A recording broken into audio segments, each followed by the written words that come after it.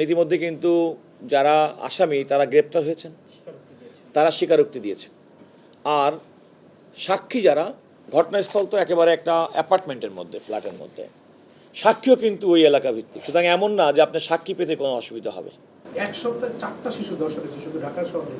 এই বিষয়টা নিয়ে আপনি রাষ্ট্রপ্রধান আইন কর্মকর্তা হিসাবে মামলাগুলো এবং আপনার দেখুন, আমি এই বিষয়টি ওয়াকিবল এবং প্রাইমারিলি আমি আপনাদেরকে বলতে পারি যে আমি সংশ্লিষ্ট কর্তৃপক্ষ, সংশ্লিষ্ট মন্ত্রী এবং পুলিশের আইজির সঙ্গেও আমি কথা বলেছি গতকাল রাতেই। এবং পুলিশের পক্ষ থেকে যেটা জানানো হয়েছে, দ্রুত বিচার প্রাপ্তি কিন্তু যে কোনো নাগরিকের একটা মৌলিক অধিকারের অন্তর্ভুক্ত বিষয়। এবং আমি মনে করি এরকম একটা নির্মম ঘটনার বিচার যত দ্রুত সম্ভব হবে তত বাংলাদেশের মানুষের বিচারের প্রতি, বিচার ব্যবস্থার প্রতি আস্থা ফিরে আসবে। আমার তাদের কথা শুনে যেটা মনে হয়েছে, মাননীয় আইনমন্ত্রী ইতিমধ্যে নির্দেশনা দিয়েছেন, আমি নিজেও আইজিপির সঙ্গে কথা বলেছি এবং তারা দ্রুততম সময়ের মধ্যেই এটা তদন্ত প্রতিবেদন দিবেন। এবং এটা সম্ভব এই কারণ এই ধরনের একটা ঘটনার ক্ষেত্রে বিলম্ব ঘটে সাধারণত পোস্টমর্টেম রিপোর্ট প্রাপ্তির ক্ষেত্রে। তো সেটা যদি হয়ে যায়, কারণ ইতিমধ্যে কিন্তু যারা আসামি তারা গ্রেপ্তার হয়েছেন, তারা স্বীকারোক্তি দিয়েছে।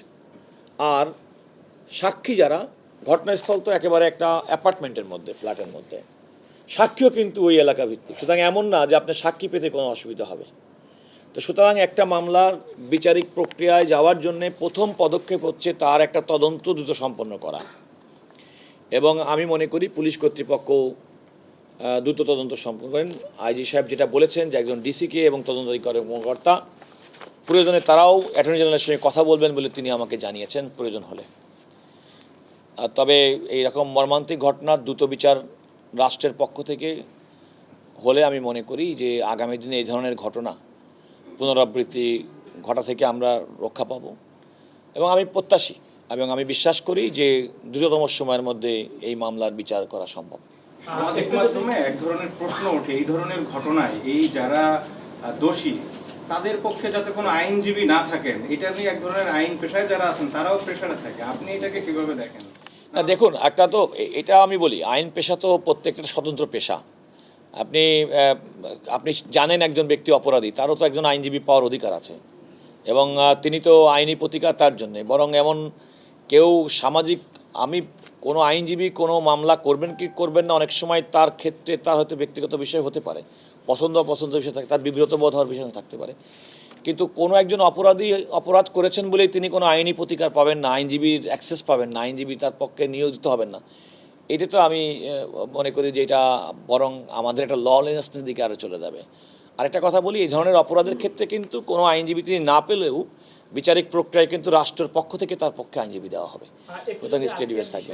মাগুরায় যে ঘটনা ঘটেছিল তার 1 বছর হয়ে গিয়েছে এবং করবেন বা দ্রুততম রায় কার্যকরের ক্ষেত্রে কি ভূমিকা?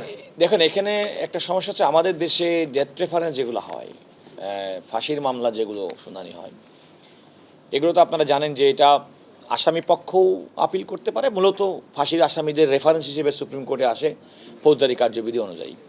এবং এই মামলাগুলো কিন্তু সন অনুযায়ী শুনানি হয় এবং এই মামলাগুলোর ক্ষেত্রে কিন্তু আসামি পক্ষের আইনজীবী ইচ্ছা করলেও কিন্তু কোনো মামলা আগে পিছিয়ে করতে পারে না, এগুলো কিন্তু খুব সিরিয়ালি হয়। এবং তবে আমি যেটা মনে করি যে আমাদের এমন দৃষ্টান্ত আছে যে গুরুত্বপূর্ণ অনেক মামলা, আমাদের সব মামলাই গুরুত্বপূর্ণ, অপরাধ তো অপরাধী, তবুও অনেক সময় অনেক মামলার মানে নিষ্পত্তি করার জন্য মাননীয় প্রধান বিচারপতি বেঞ্চ গঠন করে দেন। এমন বেশ কিছু যেগুলো আপনারা বলে থাকেন চাঞ্চল্য, আমি নিজে বলতে চাই নাই, কারণ সব মামলায়, যেমন আবরার ফাহাদ হত্যা মামলার বিচারটা একটা দ্রুততম সময়ের মধ্যে হাইকোর্টে আপিল রেফারেন্সটা নিষ্পত্তি হয়েছে। তো তেমনটি আমরাও এই ব্যাপারে উদ্যোগ গ্রহণ করব বলে আমি মনে করি। যে কারণ আমরা দেখেছি যে এটা কিন্তু খুব অল্প সময়ের মধ্যে, মাত্র কয়েক 12 কার্য দিবসের মধ্যে মনে হয়।